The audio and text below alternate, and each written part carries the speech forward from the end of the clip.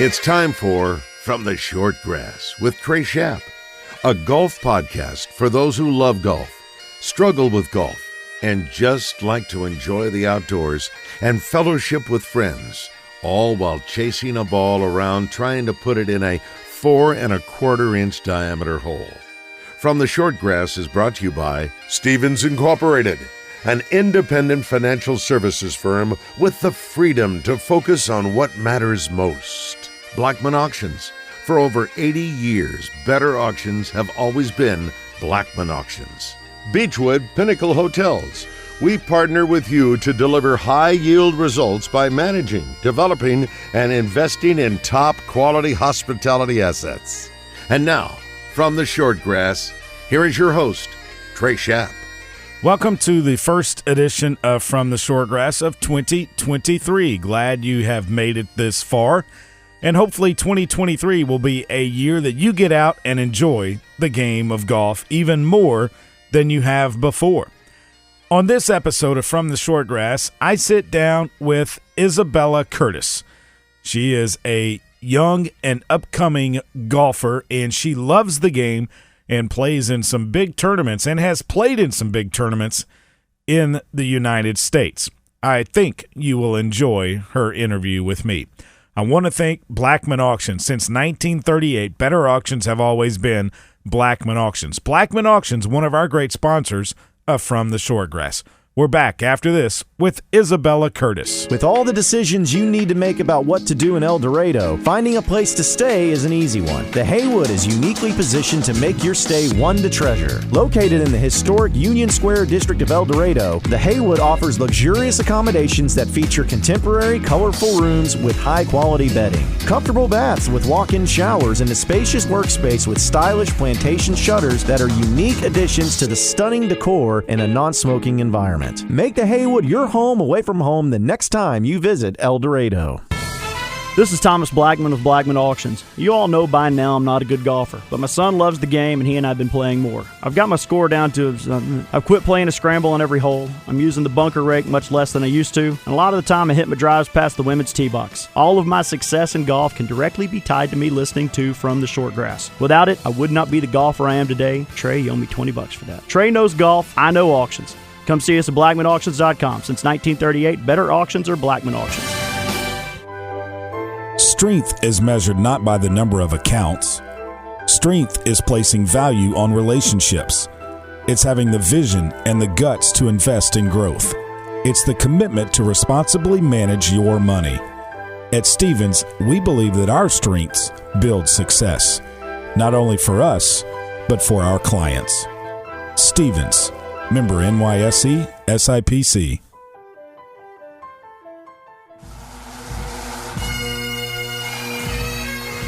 Welcome back to this edition of From the Short Grass. On the tee, Isabella Curtis. Bella Curtis, thanks for joining me on From the Short Grass. Now, your real name's Isabella, but you go by Bella. Yes. Why Bella? Well, that's just, I guess, how I've always been called. Like, my parents it was shorter than Isabella, and it was just a lot easier to write on papers and stuff when I was younger because it took considerably less time than trying to figure out how to write a capital I in cursive. Yeah. Cursive is not my forte.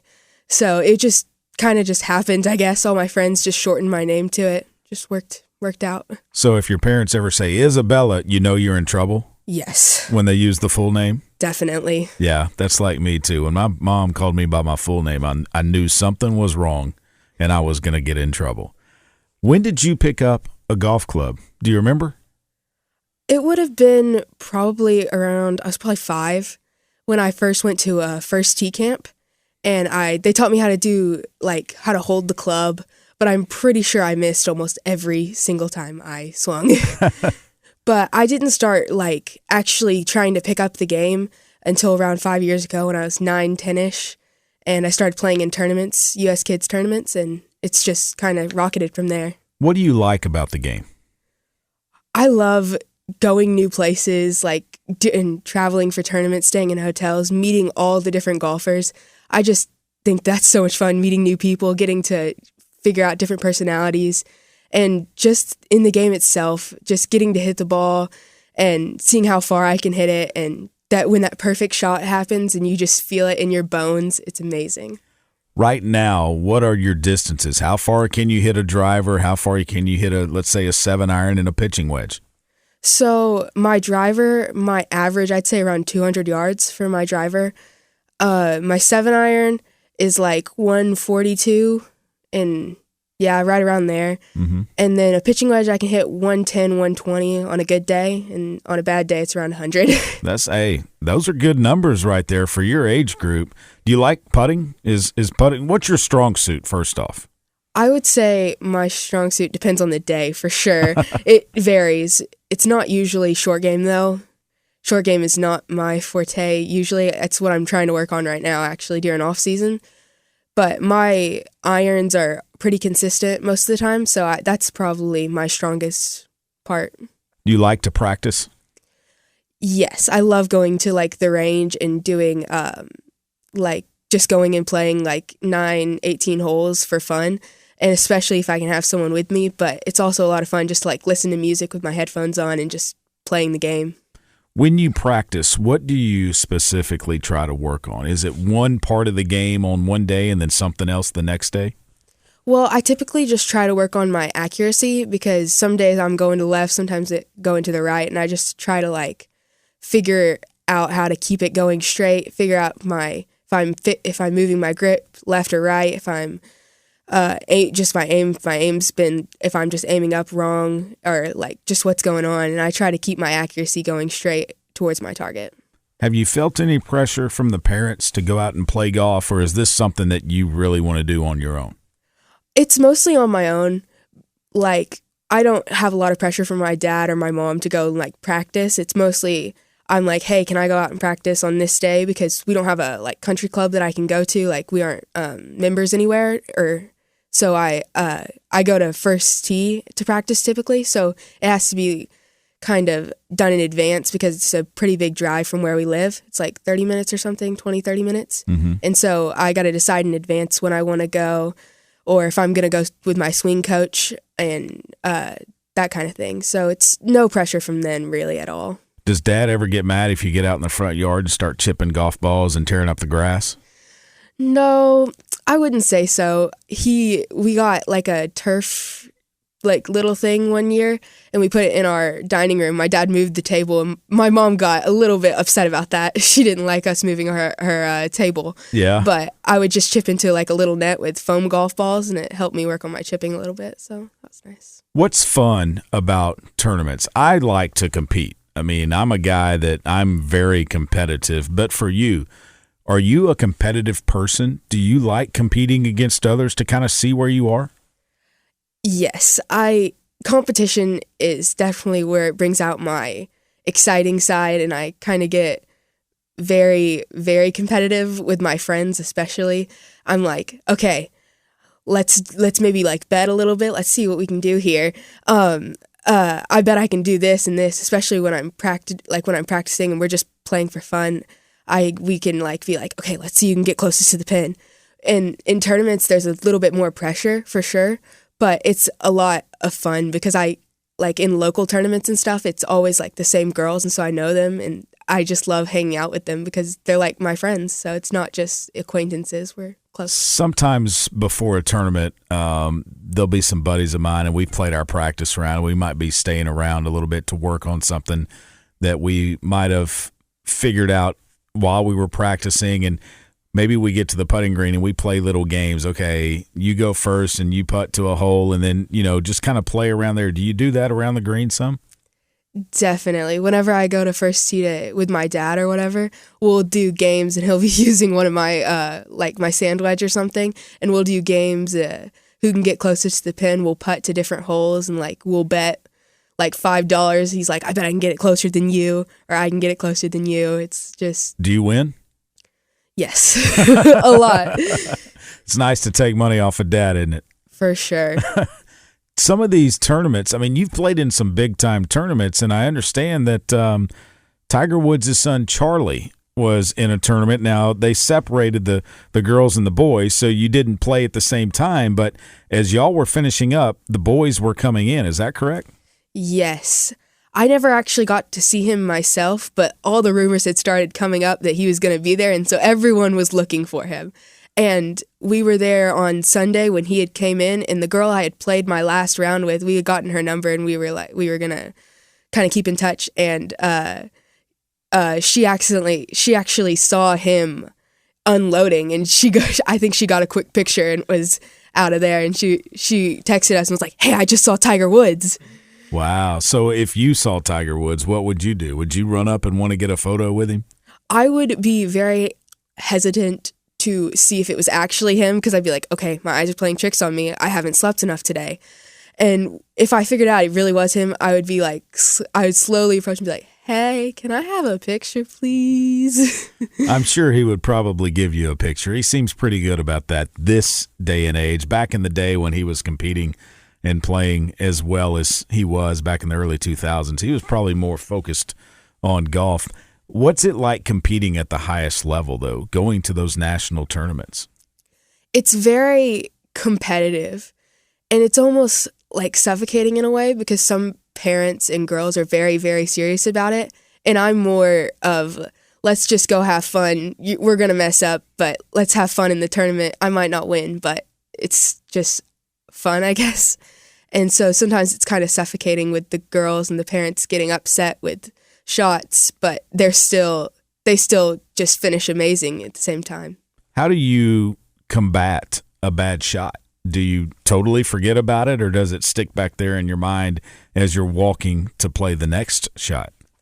It definitely is lingering in the back of my mind, but if it ever gets like too much, I had a tournament this summer where I was just struggling a lot, and every shot was just a rally in itself. And so I was like playing a song in the back of my mind just to try and move away my thoughts from it. And so if it ever gets too much, I usually like just think of a song, try to make up like a story in my head about characters or something just to get my mind off of it. What's one of the songs you think about?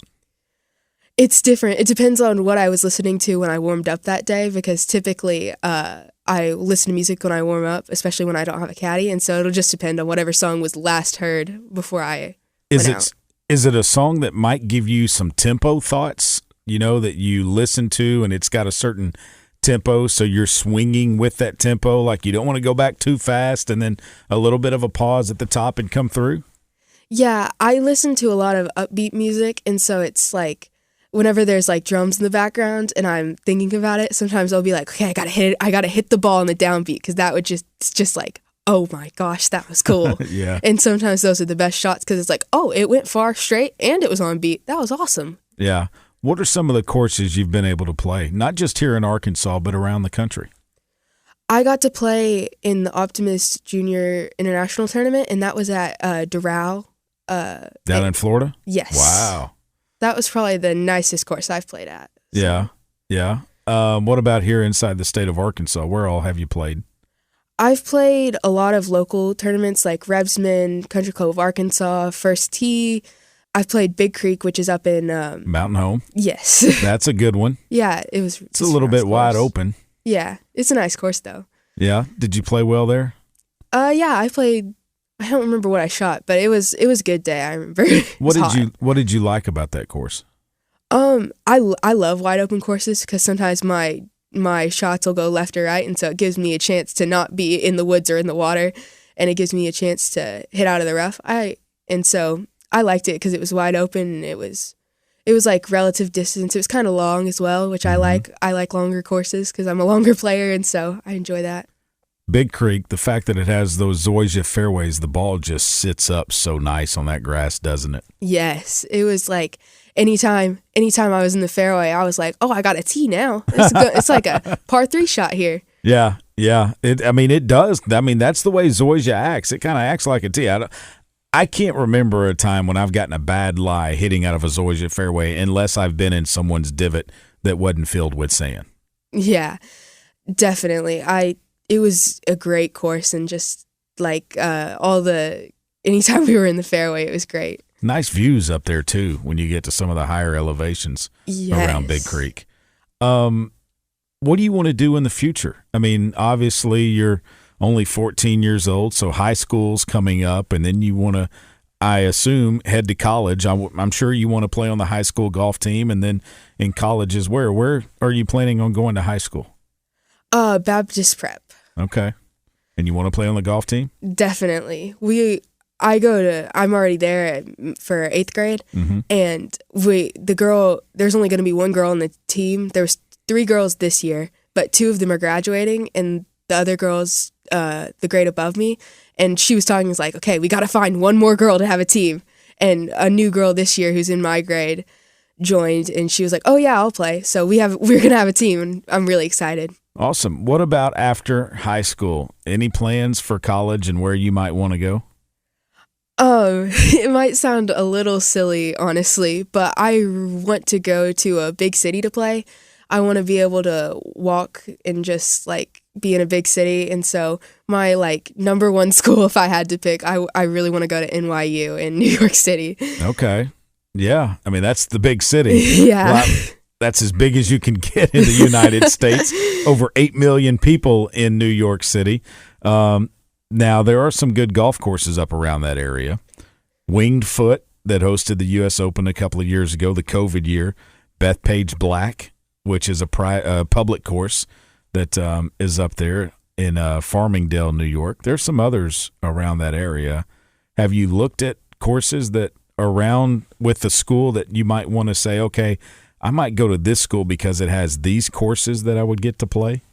Not quite yet. I'm still trying to just figure out what I want to do in life and kind of just figure out there. NYU is kind of like a dream scenario. Sure. And so I'm trying to figure out what I want to do, what colleges like kind of specialize in what I want to do and stuff like that. Would it be based on your decision of what college to go to based on how the golf team is? A little bit. I think so. Like if they're pretty good, I look at the average scores on like what they're scoring in tournaments and stuff to see if I could even like relatively be in the running for it. What are you shooting right now? What's your average score right now? I'd say my average is around 82, but I'm shooting either high 70s or low 80s. That's pretty good for your age. When you look at golf, is there anybody that you look up to, some female golfers or male golfers that you look up to and you're like, hey, when that person's on the TV, I want to sit down and watch them play and try and pattern my game after them? I would say Bryson DeChambeau. If I had to pick anybody that I'm like, that's awesome, because I don't remember exactly when it was. It might have been like a year ago or so, where he was going over the big batch of water and the drive had to be like 250 yards or something to carry it.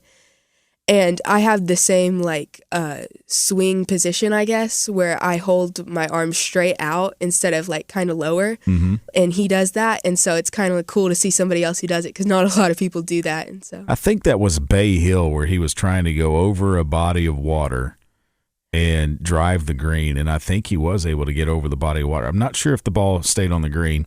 I would have to go back. We've interviewed Roy Saunders on this podcast, the executive vice president of Bay Hill. So he was on a couple of episodes ago, but yeah, I wouldn't advise that for everybody. I would take the short route. How's your course management? You talk about Bryson DeChambeau and wanting to go over the water and stuff. That doesn't appear to me to be very good course management.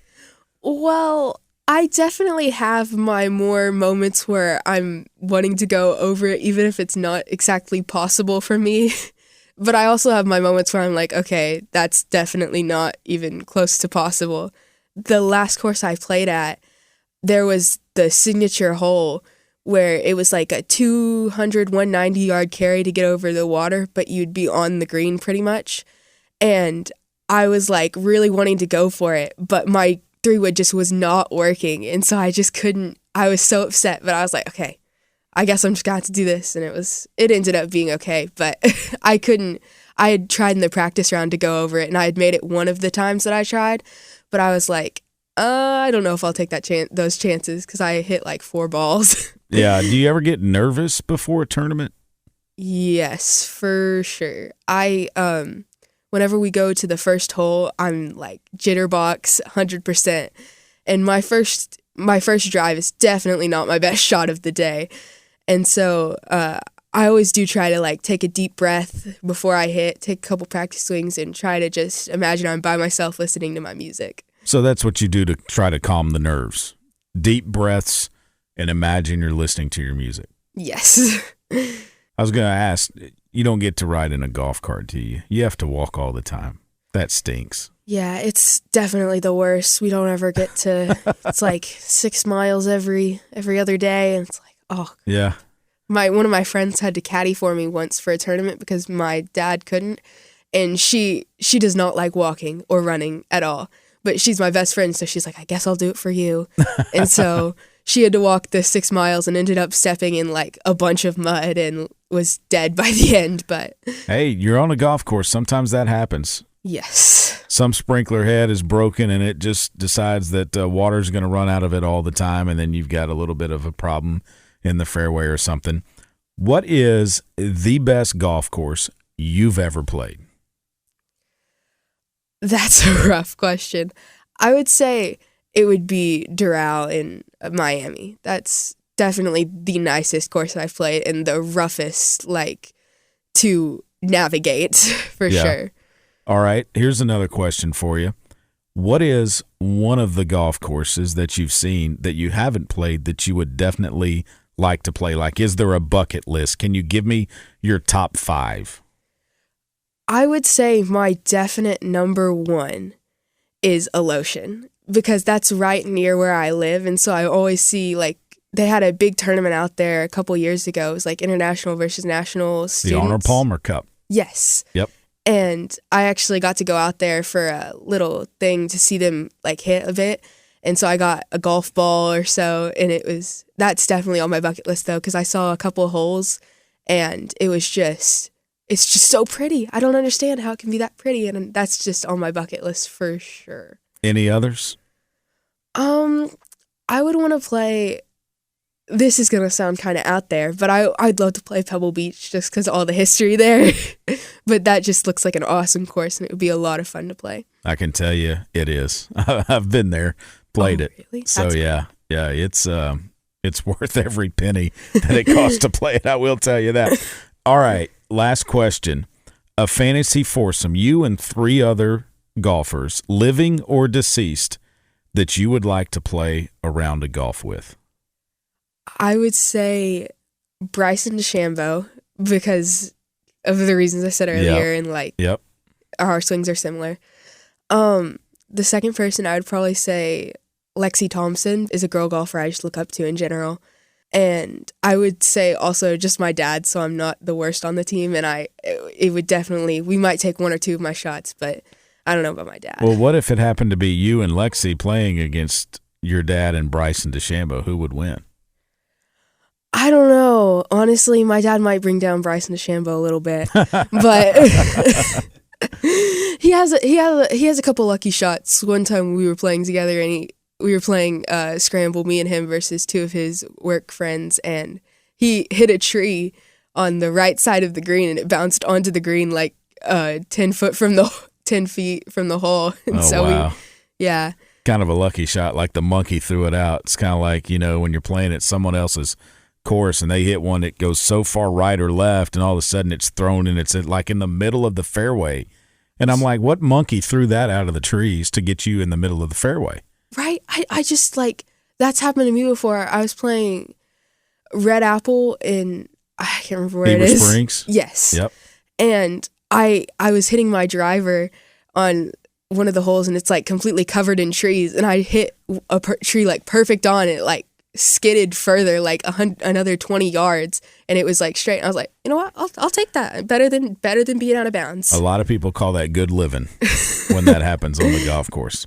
Bella, thanks so much for coming in and sitting down with me, and best of luck in the future, and stay in touch so we can follow your career as you get older and grow. Thank you so much for having me. This has been a lot of fun. When your travels take you to Bentonville for a meeting with Walmart, a trip to Crystal Bridges, or the Walmart Amp for a concert, make sure you book your stay at one of the top Beechwood Pinnacle Hotel Group properties. Beechwood Pinnacle Hotel Group manages the DoubleTree Suites, an all-suite hotel with tons of meeting space, and the Hilton Garden Inn, which has been newly remodeled rooms throughout the entire property. The best place to stay in Northwest Arkansas is a Beechwood Pinnacle Hotel Group property. Visit them on the web at bphotels.com.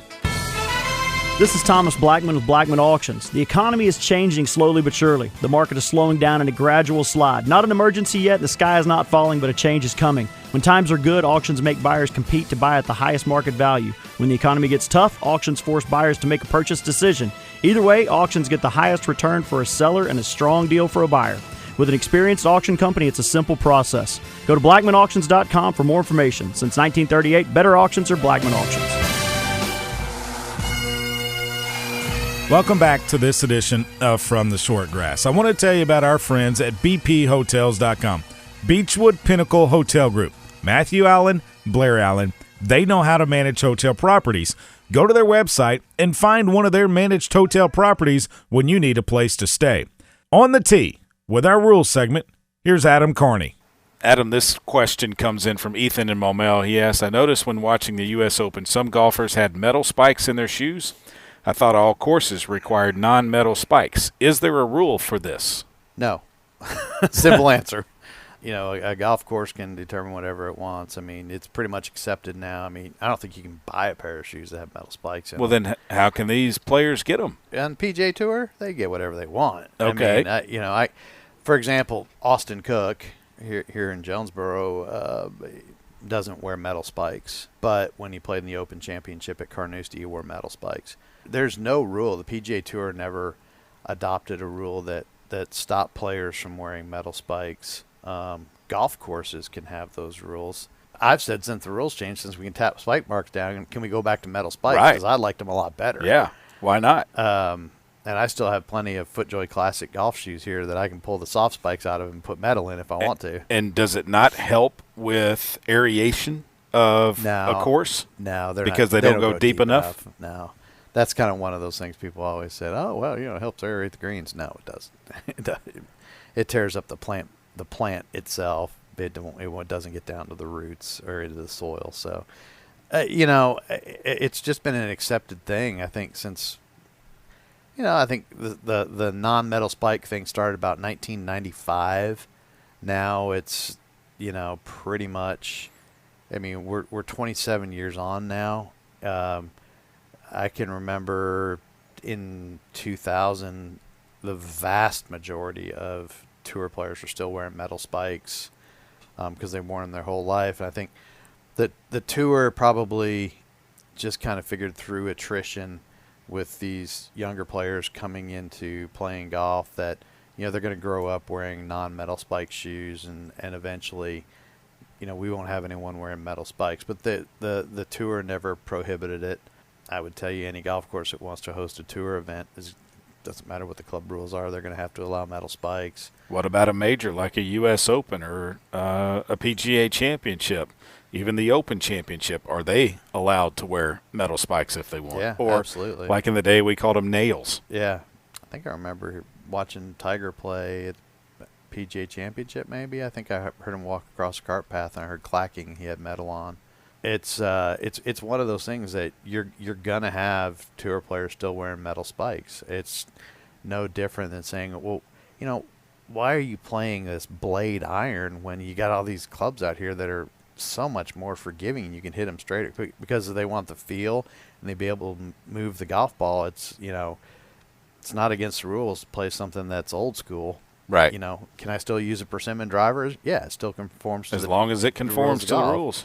It's a great question, though, Ethan. Thanks for that. And if you have a question on the rules of golf, send us an email from theshortgrass@gmail.com. That will do it for this edition of From the Shortgrass. Remember, when you're out playing golf in the wintertime and the grass is dormant, make sure you pay particular attention to what the golf course superintendent intends you to do with staying on the cart path, and make sure you always fix your divots.